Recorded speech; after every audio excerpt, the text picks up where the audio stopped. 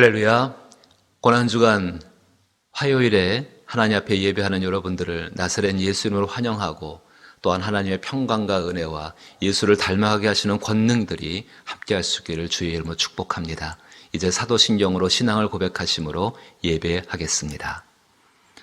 전능하사 천지를 만드신 하나님 아버지를 내가 믿사오며 그 외아들 우리 주 예수 그리스도를 믿사오니 이는 성령으로 잉태하사 동정녀 마리아에게 나시고 본디오 빌라도에게 고난을 받으사 십자가에 못 박혀 죽으시고 장사한 지 사흘 만에 죽은 자 가운데서 다시 살아나시며 하늘에 오르사 전능하신 하나님 우편에 앉아 계시다가 저리로서 산자와 죽은 자를 심판하러 오시리라. 성령을 믿사오며 거룩한 공회와 성도가 서로 교통하는 것과 죄를 사하여 주시는 것과 몸이 다시 사는 것과 영원히 사는 것을 믿사옵나이다. 아멘. 찬송가 393장입니다. 오 신실하신 주.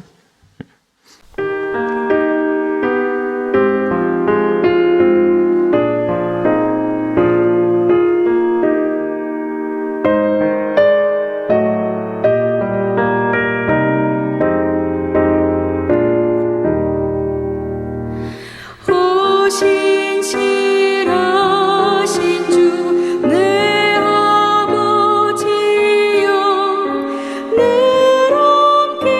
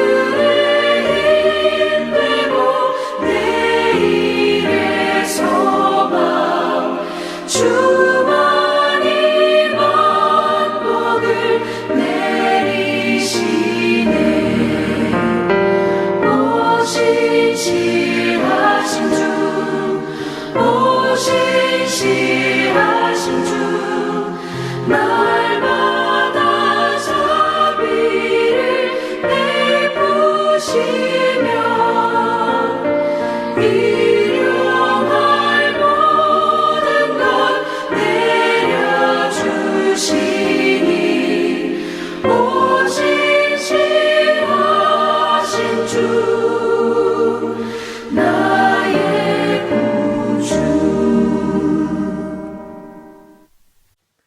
오늘 함께 대하실 하나님 말씀은 이사야 26장 2절로부터 4절 말씀입니다. 이사야 26장 2절로부터 4절 말씀.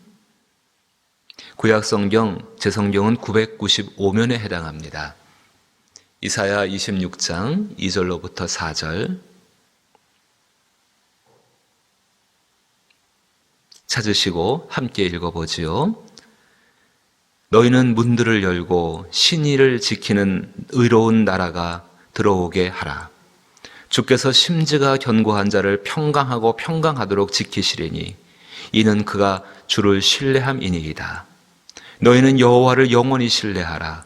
주 여호와는 영원한 반석이심이로다. 아멘. 살아계신 하나님 아버지, 주가 원하시는 우리의 삶을 회복하기를 원합니다.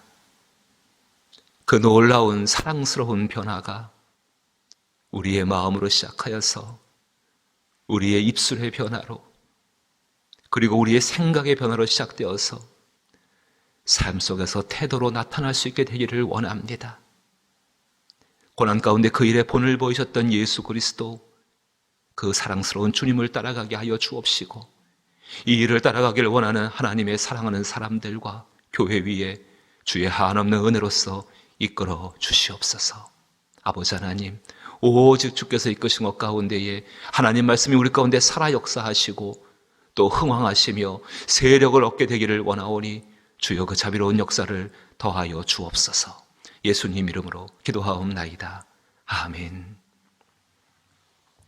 고난주간 이틀째를 맞이하면서 한 가지의 중요한 질문 한 가지를 해보게 되기를 원합니다. 과연 나의 마음을 다스리는 권세는 무엇인가? 나의 마음을 지배하고 있는 가장 강력한 지배력은 무엇인가? 그리스도인들은 영생의 삶을 사는 사람입니다.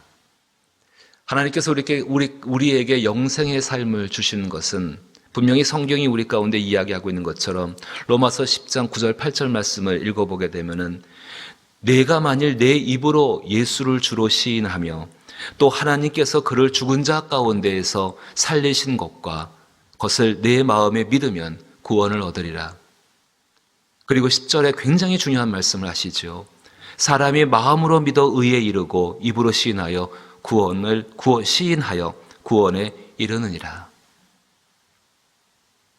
예수 그리스도에 관한 그 복음을 믿고 마음에서 믿고 입으로 시인하여서 구원받은 사람들, 그 사람들에게 주시는 것이 영생의 삶이라는 선물입니다. 영생의 삶이 마음에서 시작하여서 행동으로 열매를 맺어야 하는 것처럼 참된 회개라는 것은 마음에서 시작하여서 행동으로서 회개에 합당한 열매를 맺을 때에 비로소 참된 회개가 된다는 사실입니다. 회복은 회개에 합당한 열매를 맺어가는 과정 가운데에서 이루어지는 또 하나의 아름다운 복 중의 복이 되게 될 것입니다. 예수님의 십자가는 주께서 당하신 고난의 절정이었습니다. 크라이막스라고 하지요. 그러나 그 예수께서 그 고난의 절정, 크라이막스에 이르기 전까지 겪으셨던 수많은 일들이 있습니다.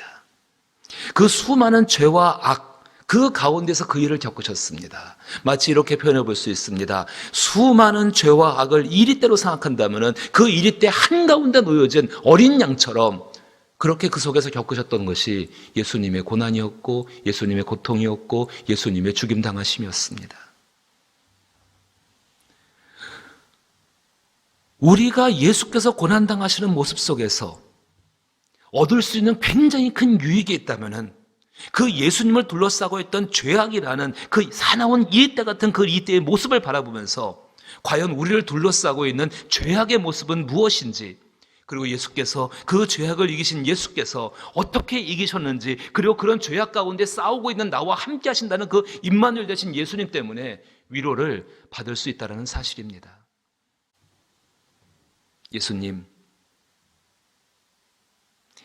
최후의 만찬을 끝내시고 찬미하며 감람산으로 나가셨습니다. 제자들이 그 예수님과 함께 나갔지만은 결국 예수님은 이제 정말 맞이하게 되는 고난의 클라이막스, 그 십자가를 향해 나가는 길에 홀로 계셨습니다. 누가복음 22장을 보시게 되면은 거기 예수님께서 그 겟세마네 동산에 제자들은 잠이 들었고 홀로 남겨진 모습이 등장합니다. 예수님은 거기서 기도하셨습니다.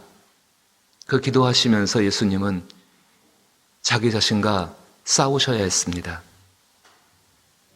예수님은 아버지 하나님께 대해서 이 땅에 계시는 동안에 완전하고 순전한 사랑을 가지고 살아가신 분이셨습니다. 근데 그 기도하신 모습을 보게 되면은 예수님 마음 가운데 갈등이 일어나고 있는 것을 볼 수가 있습니다. 그 갈등이 일어난다는 것, 그 사실 자체가 예수님께는 고통과 그 고통 중에 아주 큰 고통.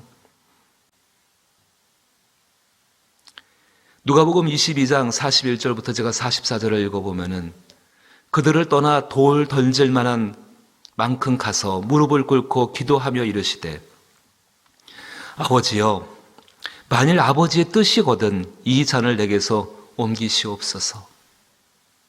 그러나 내 원대로 마시옵고 아버지의 원대로 되기를 원하나이다 하시니 마음을 정하셨습니다. 이제 갈등을 끝내셨습니다. 천사가 하늘로부터 예수께 나타나 힘을 더하더라. 예수께서 힘쓰고 애써 더욱 간절히 기도하시니 땀이 땅에 떨어지는 핏방울 같이 되더라. 분명히 겟세마네 동산에서 기도하시는 그 장소는 갈등을 이기고, 마음속에 일어난 그 갈등을 이기고 하나님 앞에 당신의 마음을 지키기 위해서, 당신 안에 있는 신의를 지키는 것, 하나님을 향한 한결같은 마음을 지켜내기 위해서, 그 마음을 결정하고 그걸 세워나가기 위해서 처절한 싸움을 예수님은 땀방울이 핏방울 될 때까지 그렇게 기도하셨다는 것입니다. 주께서 지켜내시기 위해서 하신 것이 무엇이었는가? 하나님의 선한 일, 가장 선한 것, 자신이 그 하나님의 선한 일 가운데 가장 확실하게 쓰임받을 수 있는 가장 중요한 것, 나의 원대로 마옵시고 아버지의 원대로 하옵소서. 자기 자신을 완전히 내어드리는 그 일, 그 마음의 결정, 그 결정을 지켜나가기 위해서 예수님은 겟세마네 동산에서 땀방울이 핏방울 될 때까지 정말 그렇게 처절하고 간절하게 기도하셨습니다. 당신 안에 있는 신의의 나라, 하나님을 향한 한결같은 태도, 하나님을 향한 굳건한 믿음, 그 모든 것이 마음에서 시작된다는 것을 잘 알고 계셨기에 예수님은 그것 때문에 자기 자신과 싸우셨습니다. 나라라고 한다면은 통치력을 의미합니다. 통치력이 없다고 한다면은 나라가 아니죠. 예수님의 마음을 지배하고 있는 통치력은 누가복음에서 보신 것처럼 나의 원대로 마옵시고 아버지의 원대로 되기를 원하는 것이었습니다.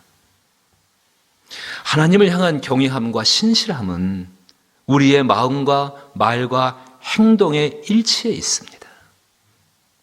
사랑하는 성도 여러분, 이 말이 굉장히 받아들이기 어렵다 할지라도 이거는 진리입니다.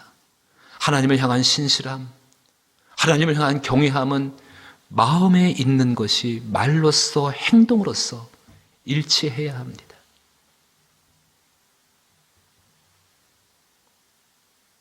하나님께서는 우리에게 마음을 자유롭게 사용할 수 있도록 허락해 주셨습니다. 마음속에 우리가 어떤 집을 짓든 간에 어떤 생각을 품든 간에 하나님은 다 허락하십니다. 하지만 하나님은 그 우리의 마음을 지켜보십니다. 노아의 때를 기억하십니까? 하나님께서 왜 노아의 때에 그 홍수를 내리셨습니까? 모든 사람들의 마음을 살피셨습니다. 그 마음 안에 죄가 관영함을 보셨습니다. 왜 다윗을 기뻐하신 줄 아십니까? 주께서 무너진 장막을 일으키실 때, 이 땅에 임재하셨을 때에 다른 장막이 아니라 왜 다윗의 장막을 일으키시겠다고 말씀하시는가? 그의 마음은 순전하였고 그 가운데 그 마음을 지키려는 시편 51편 말씀 그대로 하나님이여 내 안에 정직한 영을 창조하여 주옵소서, 그 마음을 지키려는 간절하고 처절한 노력이 그 안에 있었다는 것입니다. 하나님은 분명히 우리의 마음을 살피십니다. 그러나 그것은 우리를 시험에 빠뜨리고 우리를 괴롭게 하기 위해서 우리의 마음을 살피시는 것이 아닙니다. 사랑하는 성도 여러분, 생각해 보십시다. 쏟아놓은 말과 행동은 사실상 회복하기가 어렵습니다. 엎드려진 물을 어떻게 주워 담냐는 말이 있는 것처럼 굉장히 어렵습니다. 그러나 마음은 얼마든지 스스로 변화시킬 수 있습니다. 악한 마음을 품었다 할지라도 그 마음을 바꾸고 하나님 앞에 돌이킬 수가 있습니다. 잘못된 마음을 품었다 할지라도 그 마음을 변화시켜서 하나님 앞에 온전한 것으로 만들어갈 수 있습니다. 우리는 우리 마음을 다룰 수가 있습니다. 품고 있는 마음을 따라서 하나님은 하나님의 능력으로서 역사해 나가십니다. 우리의 간절한 기도라든지 간절한 기대와 소망들, 이 소망을 이루기를 원하시는 하나님이십니다. 우리 마음에 품은 그 소망들을 정말 이루기를 원하시는 그 하나님이신데, 하나님께서는 우리의 마음이 그래서 예수님처럼 신의를 지키는 그 나라가, 그 통치력이 우리 가운데 있기를 원하신다는 사실입니다. 코로나19가 아니라 할지라도 세상 가운데 살아가는 그리스도인들의 삶, 그리스도인들의 삶, 그 삶은 이리때 한가운데 있는 어린 양과 똑같습니다. 예수님이 말씀하였습니다. 누가복음 10장 3절 말씀에서 갈지어다 내가 너희를 보냄이 어린 양을 이리 가운데로 보낸가 같도다.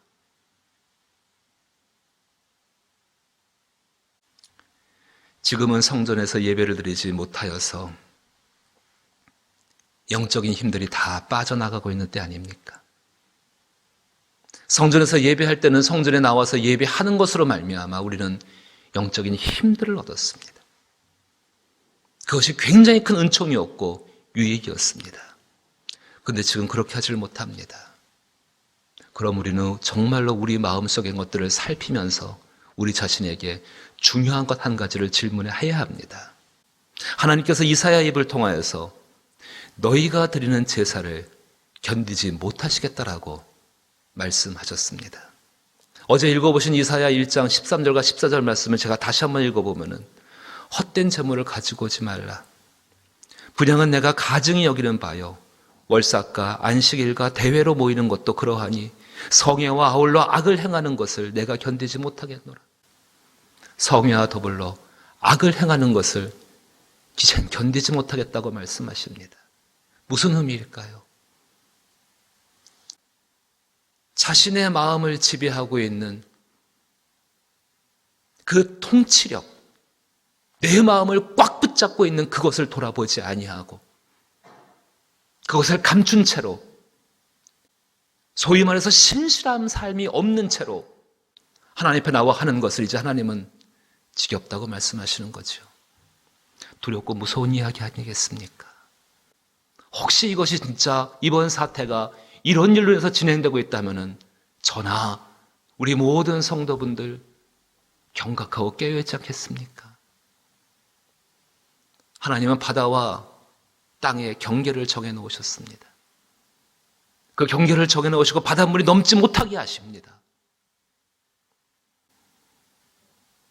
그로 인하여서 우리는 살 수가 있는 것 아닙니까?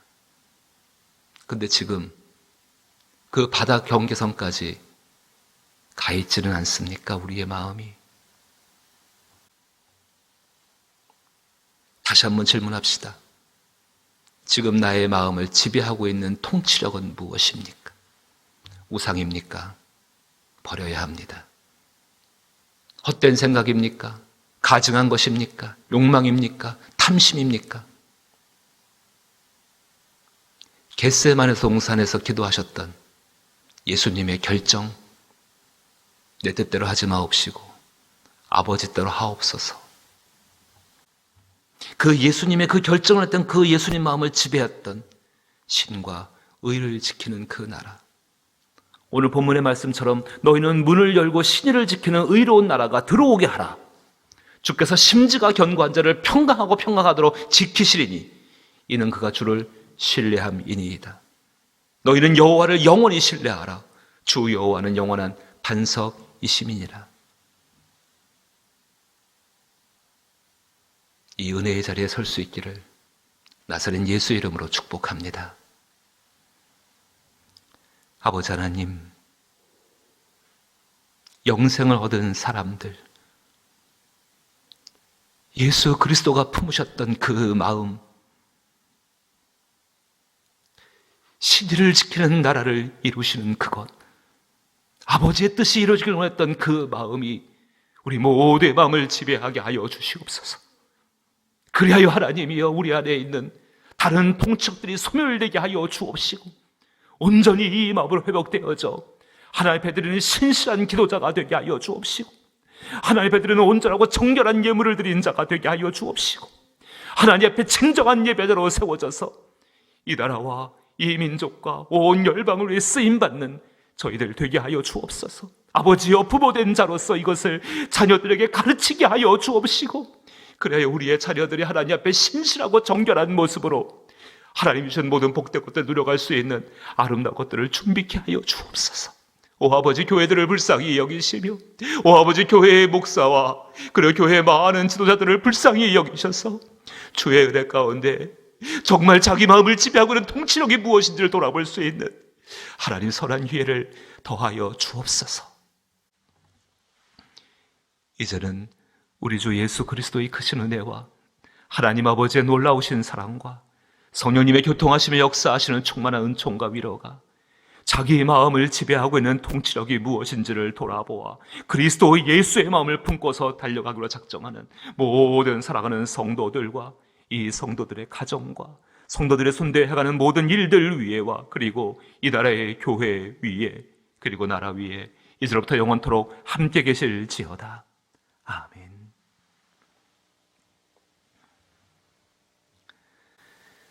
구역에서 시간을 정하셨습니까? 정하지 못했다고 하신다면 10시를 사용하십시오. 10시에 텐텐 기도회. 제가 참 깊이 감동받았던 것이 한 가지 있습니다. 저희 당회가 늦게까지 회의를 하는데 10시가 되니까는 핸드폰에 알람이 일제히 울리는 겁니다. 함께 기도했던 것이지요. 사랑하는 성도 여러분, 정말로 시간을 정하고 함께 모여 기도할 때입니다. 총회에서 알려주는 기도의 제목을 가지고 함께 기도하시는 일에 동참하게 되길 바라고 구역의 식구들이 또 함께 기도하여서 하나님의 능력 가운데 지금을 이기고 속히 우리 가운데에 모여 예배한 날을 맞이할 수 있는 은혜가 있기를 원합니다. 그 가운데 가장 중요한 것, 정말로 우리의 마음을 지배하고 있는 것이 무엇인가? 예수의 마음이 예수의 모습 되기를 축복합니다. 함께 기도합니다.